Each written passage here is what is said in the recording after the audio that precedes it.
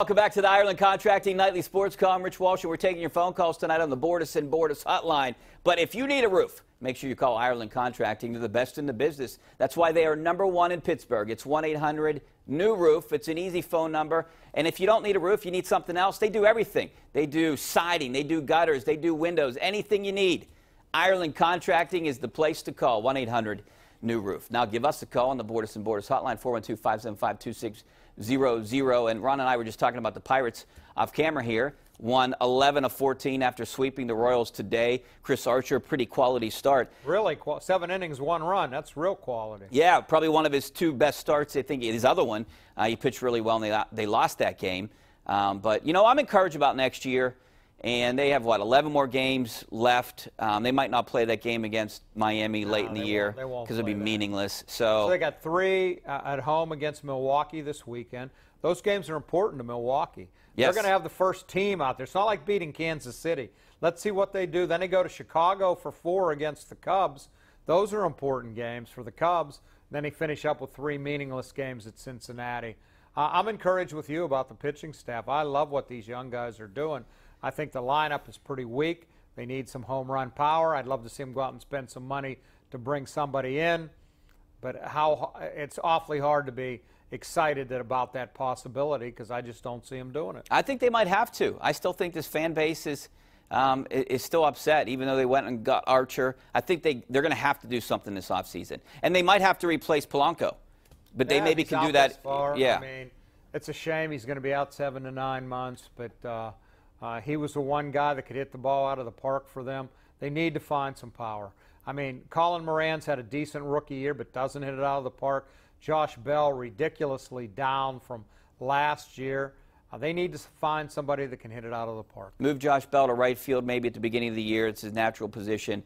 Francisco Cervelli could play first, or maybe Colin Moran. I don't know how often he played first. And then you got to pick up Gung's option.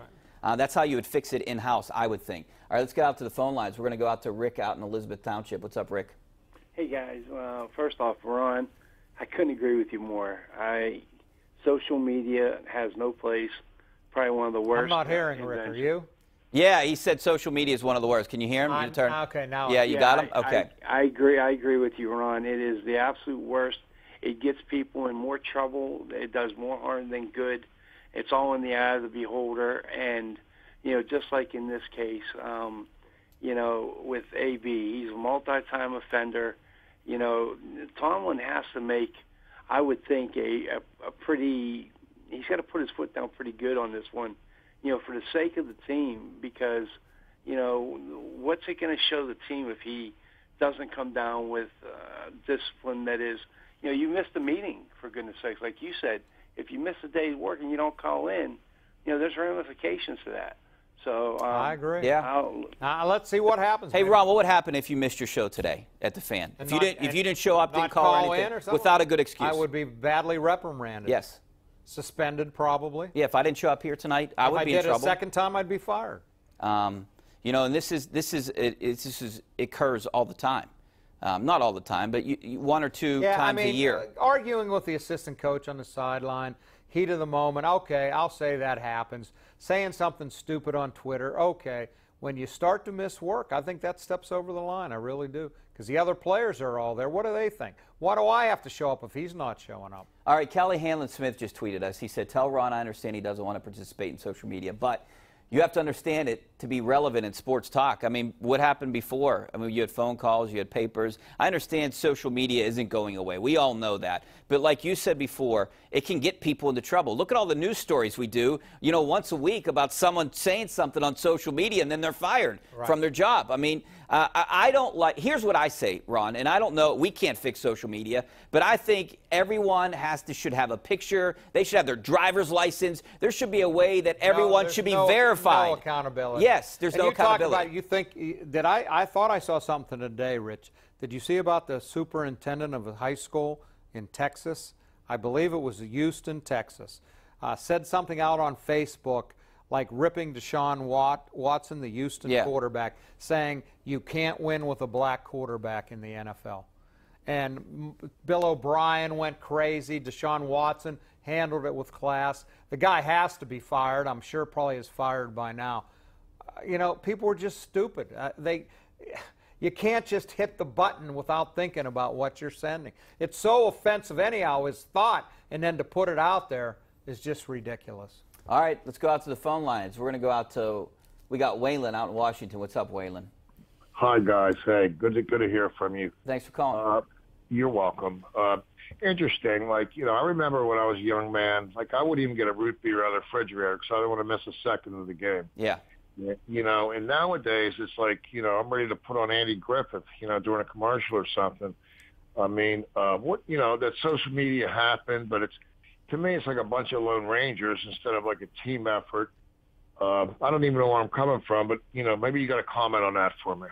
Well, you know, I mean, I guess you got to follow the right people. And, you know, we're all tweeting during games and trying to offer analysis. And I think that's the one good thing. Where it gets bad is people on Twitter and social media become evil. Like Ron just said, there's no accountability. We don't know who they are. We don't know who Angry Sports Fan is. You know, there's no picture out there. That's why I think there needs to be some kind of, like Ron said, accountability. There needs to be some kind of verification.